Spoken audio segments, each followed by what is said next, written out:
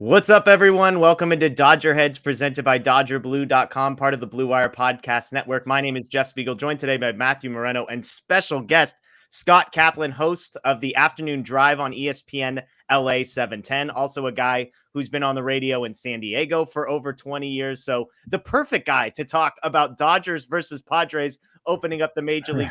Scott, thank you for some time. How you doing? I'm doing great, Jeff. Matt, good to be with both of you guys. How's it going? It's good. It's crazy to think that the baseball season is finally here. And part of the reason we wanted to have you on, as I said, you're kind of this in an interesting spot, I imagine, Scott. You're on ESPN LA. And then right after that, you're down on 1090 in San Diego. I'm imagining, 15 years ago, this wasn't that big of a deal, but I'm just curious off the top, what's it been like to straddle those two fan bases for the last few years? Well, it's funny because for years, we had the Chargers in San Diego, right? And then they moved to LA. And anybody who followed the Chargers to LA, they were called a sellout, right? So you can only imagine what it was like for me when my radio station of 20 years went off the air in San Diego, and I was lucky enough to move up to LA. And so, of course, I got that label. But the other part of it is that you got to understand, like, there was a time, I'm trying to remember, I think it was like the 2010-ish season. Adrian Gonzalez was still a part of the Padres. And I made a bet on the radio with a former LA Times columnist. You guys remember TJ Simers? Remember that name? So I have TJ Simers on, and TJ says, the cream will rise to the top. That was the phrase he used. He said, the Dodgers will win the division. And I said, oh, no, they're not going to win the division. The Padres are going to win the division. And the Padres lost 10 straight games to finish the season. And they lost the division. But the bet that TJ and I made was that if the Padres won the division, I got to write his column. If the Dodgers won the division, he got to host the radio show. Well, the Dodgers won. So TJ and his daughter come driving down from LA to San Diego to go on the air at 6 a.m. Well, the management at the radio station lost their mind at me for making this bet, and we lost the bet. And we were the home of the Padres. So TJ and his daughter come in to host the show starting at 7 a.m. They moved us to another radio station down the hall and made us go on a different frequency. And I swear to you, TJ never spoke to me ever again because he said, you welched on the bet by going on the radio and being on a different frequency. Crazy. Well, I mean, this is a perfect segue. Are we feeling that same level of confidence for the Padres in 2024? I'm not, not at all. I mean, listen, I'm down on the Padres. And the only thing that has made me even remotely enthusiastic about this season for the Padres is the move that they just most recently made to go give up 3 of their top 10 prospects in their minor league system to get an established major league pitcher who can give you 30 starts a year and can pitch beyond 5 innings in Dylan Cease, who they got from the Chicago White Sox. But based on 2 years ago, where the Padres beat the Dodgers in the first round of the playoffs in the divisional round, and then they went on to lose to Philadelphia in the National League Championship Series, everybody was so hyped in San Diego about that Padre team that didn't have Fernando Tatis, as you may recall, because he was on a steroid suspension, and didn't have Xander Bogarts. So then the start of last year, so 1 year ago from now, with the addition of Tatis and with the addition of Bogarts, everybody thought, well, this is a World Series caliber team, including Major League Baseball.com. MLB.com had them to win the World Series last year, and they flamed out. So for me, I'm not bullish on this Padre team because I saw what they were a year ago. Scott, what has been the reaction? You mentioned the Dylan Cease trade. It surprised me a little bit in one sense, just because the Padres obviously earlier in the offseason traded away Juan Soto. Unfortunately, the owner, Peter Seidler, passed away. And so I felt like they're in a little bit of a transition now, maybe rebuilding, not necessarily going to compete. But then they go and get Dylan Cease. And when on paper, as much as maybe you have some reservations about the team, a rotation of Darvish, Cease, and Musgrove is formidable. It's a pretty good trio. So what has been kind of the response from the fans to that? Is it just like, oh, why even bother trying? Or is there some excitement back with the team? Oh, no, I think, and by the way, I would just add one other name to that, Michael King, who they got from the Yankees as part of the Soto trade. And, you've seen the Yankees have come out and said, well, we think that the Padres won that trade because of all the arms that they got. I would say that Padres fans are very excited, very bullish on this season, because I think a lot of people think to themselves, well, look, Tatis can play anywhere on the field, and he's a great player. He's kind of like what Mookie Betts is to the Dodgers, right? I mean, you can put him anywhere and you expect him to be great. So Tatis is back after a year away, and then last year he came back and he wasn't spectacular, but he was good. You're going to get Machado back at third eventually because he had some offseason surgery. The question mark, of course, is moving Bogarts to second and Kim at short. But here's the answer to your question, Matt.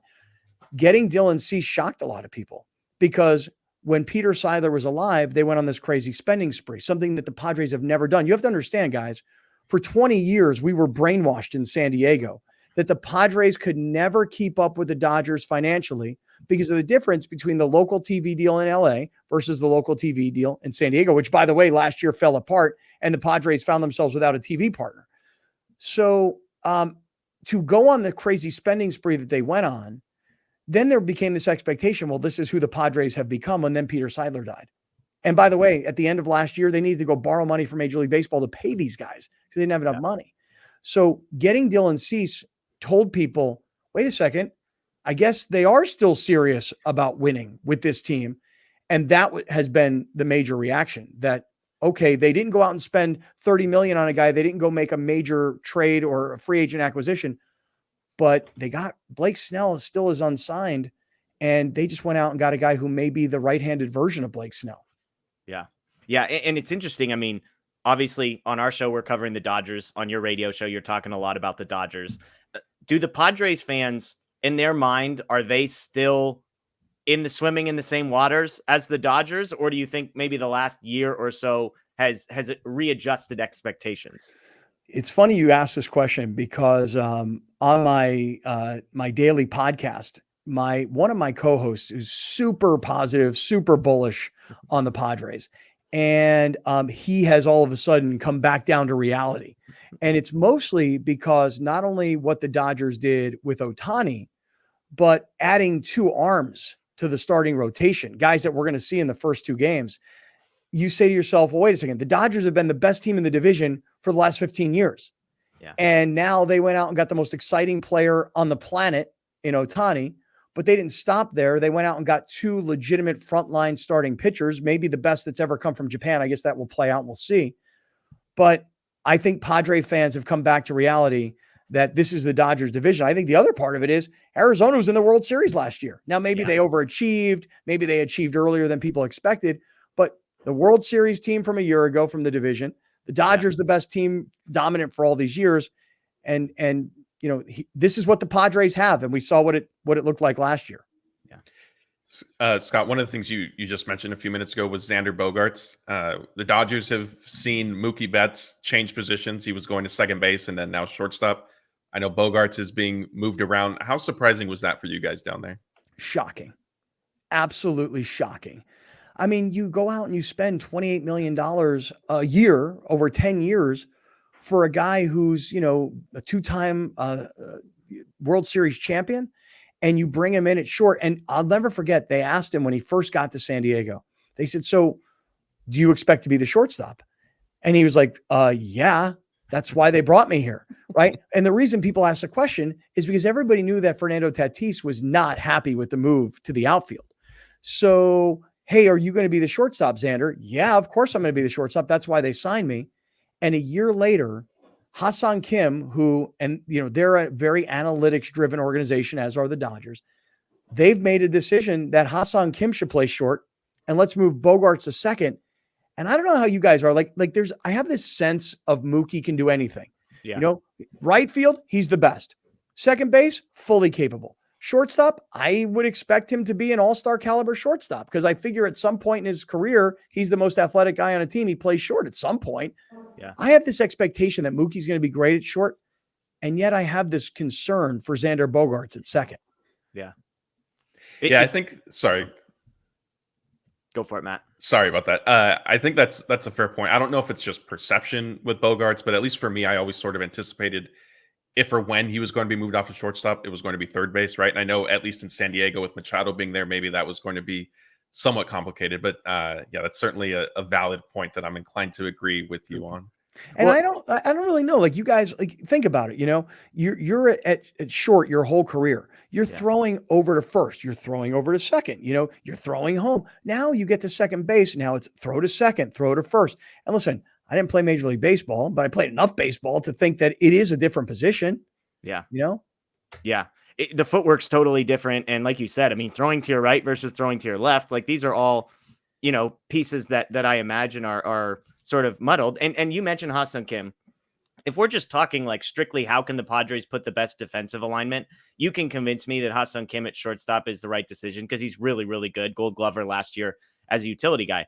But the thing with Kim is he's going to be a free agent at the end of the year. So like, is the plan to move Bogarts to second for 1 year and then back to shortstop? I mean, that's the other elephant in the room here is like, what's the plan after this year then? See, that's why I hated the move because as good as Ha-Seong Kim was last year, he's just as good at second base. Yeah. And remember, Jake Cronenworth was their second baseman. Now he's their first baseman. Yeah. Kim was their second baseman. Now he's their shortstop. Bogarts was their shortstop. Now he's their second baseman. Tatis was their shortstop. Now he's in right field. Do you know that the kid who's going to be their starting center fielder on opening day, a kid named Jackson Merrill, do you know that he's a shortstop also? Perfect. They have, and I can figure this out for you here in a second, but they have of 7 guys who will start, of 9 guys that will start, 7 of them were shortstops. So there's this like organizational philosophy that if you're the shortstop, you're the most athletic guy, you're the best all-around player, you can play anywhere else out on the field. I don't understand it either. If Kim is in the last year of his contract, and if given that Seidler is no longer with us and the money is not what it once was, why would they make this move when they're probably not inclined to give Kim a long-term, big money, multi-year kind of a deal? Yeah.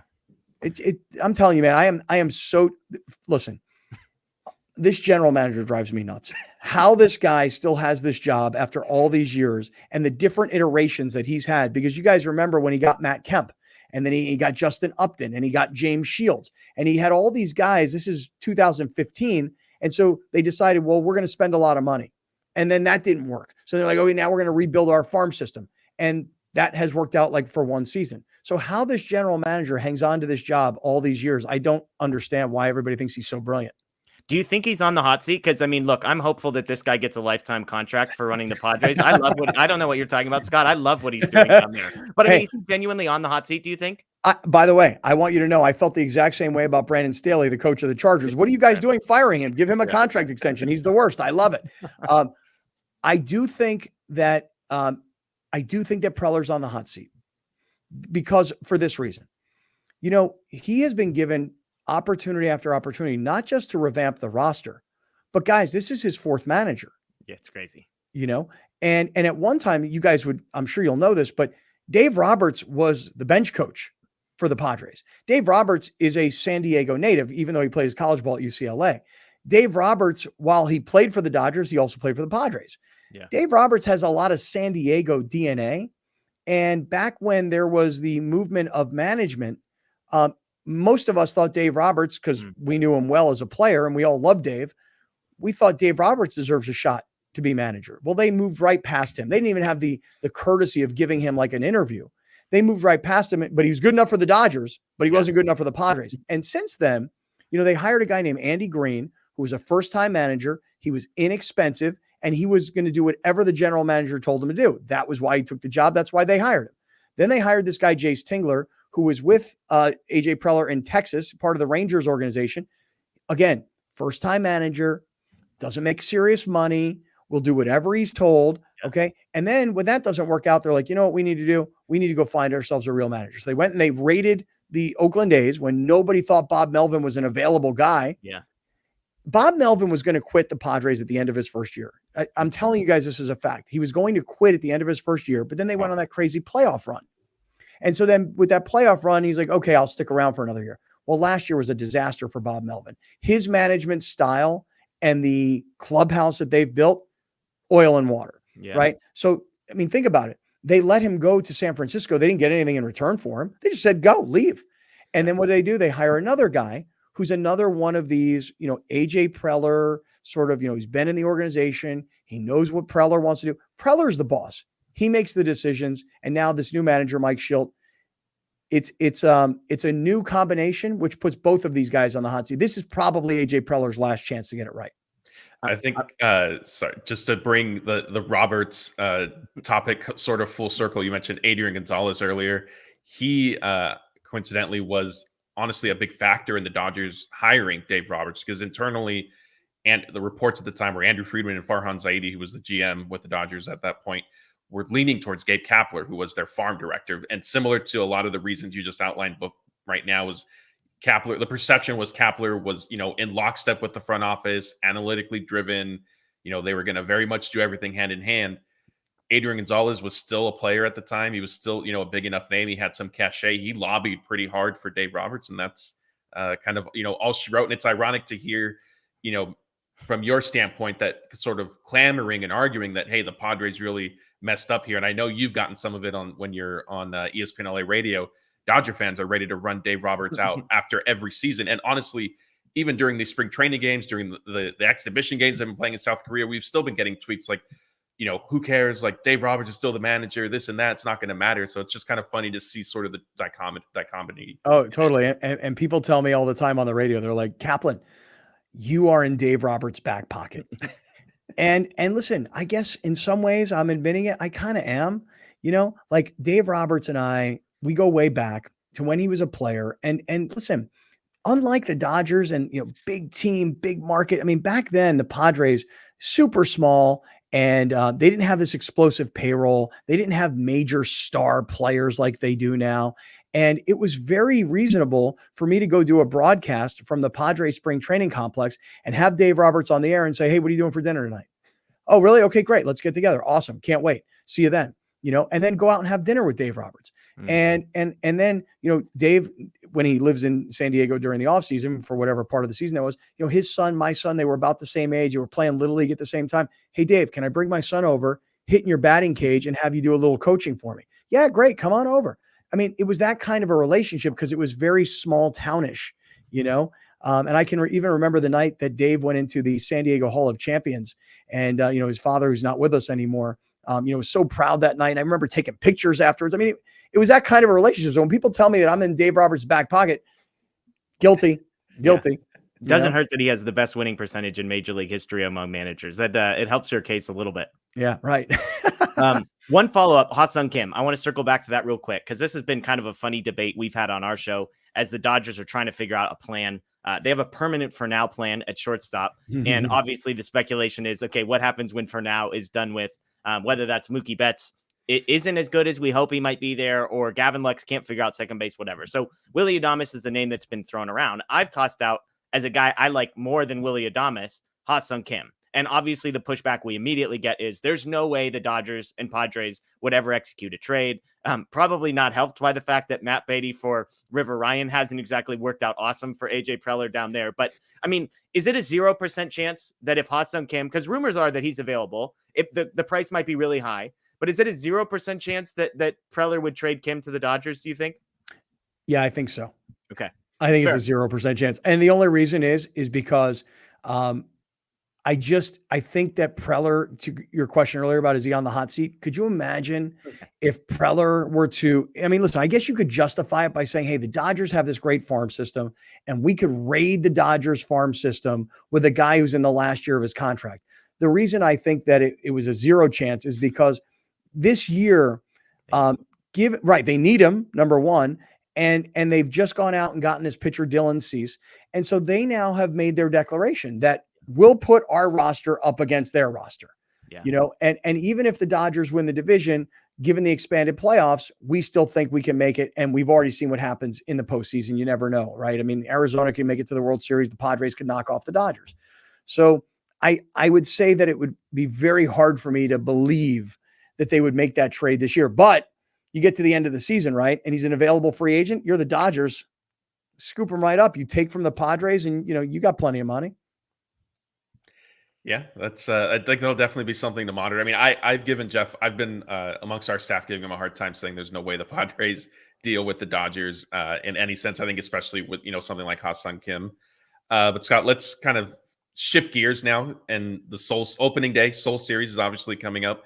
From the Dodgers standpoint, this has been something that fans have been looking forward to for quite some time. Obviously, the start of any new season drums up excitement, but especially so this year. What has it been like for the Padres fans? Is it just like, hey, another season is starting? Is it being in South Korea adding any layer of intrigue to it at all? I think it is. And the reason I'm saying that, I'm gauging it like this. People keep hitting me up saying, "So are you having a watch party at 3 o'clock in the morning for this game?" And I'm like, no, why would we? And it's because like in years past, when let's say the USA World Cup team was playing a soccer match at, I'm making it up, 6 o'clock in the morning, we'd say, "Hey, let's all meet at this bar and we'll all watch the games together." And when I used to do mornings on the radio, it would be like, "Hey, we're going to do a morning show from 6 o'clock in the morning till 10 o'clock in the morning. Team USA is playing." So people have become like accustomed to, if there's a sporting event at an odd time, we're going to put on some kind of a live broadcast. I'm like, bro, no way, not at 3 o'clock in the morning. I'm actually contemplating how I'm going to do this. I think I'm going to wake up at like 2:55 and watch the first inning and then doze off back to sleep. But I mean, I am certainly curious. And I think that Padre fans are excited because Ha-Seong Kim is going home. I don't know if you guys saw, but this, they're playing these exhibition games, and he hit 2 home runs in an exhibition game, and the crowd goes nuts. He is like the favorite son. So I think Ha-Seong Kim going home is really cool. I think the Dodger rivalry from the Padres perspective is cool. And I think, everybody wants to see what Ohtani looks like in a Dodger uniform. Yeah. Yeah. I mean, the debate we've had on our show is like, are you waking up early or are you staying up late for these games? And then the follow up, because food often ends up in our conversation, is like, people are like, well, what are you eating at 3 a.m.? Like, is this a late night snack or are we eating breakfast? These are the things we've got to figure out over here, Scott. Yeah. And I'm trying to think also, like, it just occurred to me. I'm like, yeah, what would I do? Because I don't know if I want like something super heavy, like a big breakfast burrito, eggs and cheese and bacon and like potatoes and stuff. I don't know if I want something that heavy that late at night. I just, for some reason, I see myself eating a bowl of Raisin Bran in the middle of the night. I don't know why.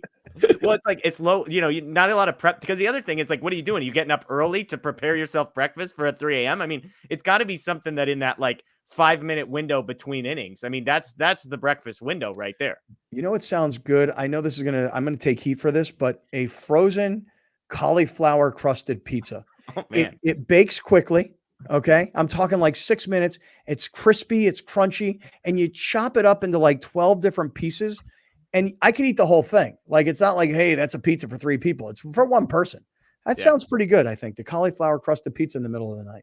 Well, Scott, you fit right in with the food conversations that we have on our shows, because it is never the expected answer, I guess, is the nicest way to put it with some of the folks on our staff. So cauliflower press. I mean, look, I got a frozen pizza. I'm with you. They say it's a serving size of 2 or 3 people, but I mean, let's be honest. It's you eat half and then you just pick at the other half over the next couple of hours as well. So, well, hey, Scott, this has been a lot of fun. We appreciate you hopping on. Again, folks, you can check out Scott, afternoon drive host on 710 ESPN LA.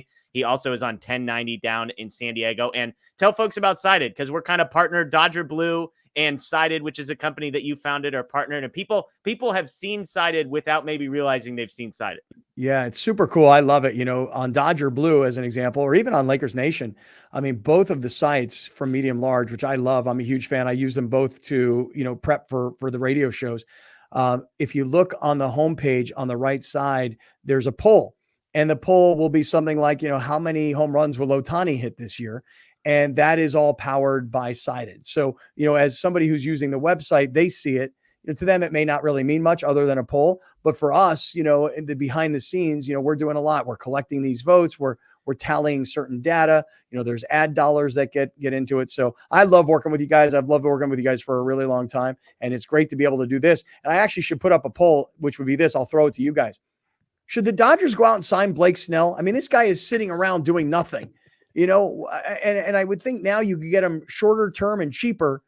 I think Blake Snell, especially given Walker Buehler's not going to be back for a little bit, Clayton Kershaw's not coming back till the second half of the season. You're the Dodgers. Why not go get him? It's a polarizing question in our staff, and I would say it has far more to do with Blake Snell's perceived persona than it does with Blake Snell, the pitcher. But Matt, I'll let you answer first. If you can get Snell for like 2 years and $75 million or something like that, are you interested? I don't know about 75. I mean, I think he certainly is in that. He warrants that type of deal. If it was 1 year, if it was a 2 year, maybe if it was basically going to be 1 year because he had a player option, then fine, I could probably be talked into something like that. But I'm not sure. I have never been any particularly high on Blake Snell, and maybe I just haven't seen him enough. I know that he obviously faced the Dodgers in the World Series, and I've watched him when he starts for the Padres against LA. But just for me personally, Blake Snell is not somebody who historically has ranked very high on my wish list. Yeah, it's a tough one. It's a tough. I mean, because obviously, are the Dodgers better if Blake Snell is on the team? Of course they are. Like, he slots into that rotation, and it's like good luck with Glasnow, Yamamoto, and Snell at the top, and then Bobby Miller, and insert whoever, James Paxton, and whoever else as they get healthy. But I don't. I mean, I can't get there. I can't get. Would you do it, Scott? Not at 75 million, but like 2 years, 60 million, I do it. Okay. Yeah. Yeah, it's interesting. Well, the comments below. Let us know in the comments below. Blake Snell, we'll put up a poll somewhere. And Blake Snell to the Dodgers, are you interested? That is Scott Kaplan. Again, thanks, Scott. We appreciate your time. That is Matthew Moreno. You can check out all of our stuff over at DodgerBlue.com, DodgerBlue1958 on social media. Tons of opening day content coming your way right here on the Dodger Blue YouTube channel. Live show Tuesday night, live post-game show Wednesday morning at like 8 o'clock in the morning, something like that. So tons of content. Make sure you subscribe, ring the notification bell here, or check out the DodgerHeads podcast. Enjoy the rest of your day, folks. As always, go Dodgers.